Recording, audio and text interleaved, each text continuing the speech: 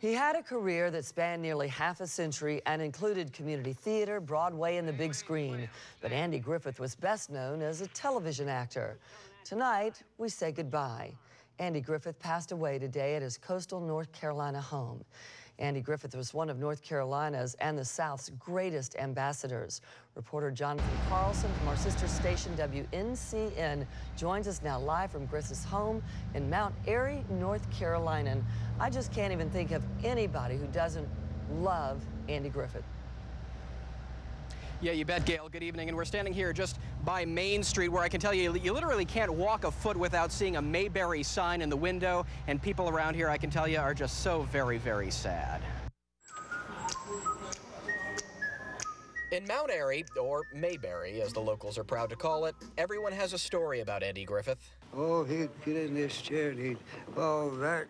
But no one has a better one than Russell Hyatt. He's been cutting hair at Floyd's barbershop for 65 years, and his most famous client used to sit right in this seat. What's your fondest memory of him? Well, you know, there's so many. It's hard to say which is which. But when he came around, it seemed like it just lifted things up. He says he started cutting the TV star's hair in 1947. He says the last time Griffith was back in town was for a quiet visit 3 years ago. He says he knew Griffith was sick and feared today would come. What did he mean to this town? What did he mean to it? He put this town on the map, I'll tell you that.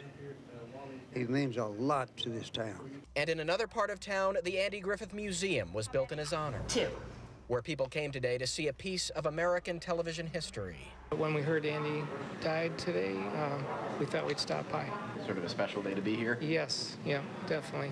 And finally, at his childhood home, a steady stream of visitors took pictures and took rides in that familiar old squad car, a piece of yesterday so many here cherish to this day. And back here live, you know, walking through town, I can tell you it really does feel like it's 50 years ago. Really a quaint place. I can see why Andy Griffith would decide to model his TV show after it, Gail. Well, you certainly can. I felt like I was in Mayberry as you took me along, especially at Floyd's. Yeah. That's great. Thank you, Jonathan, for sharing all that. You bet.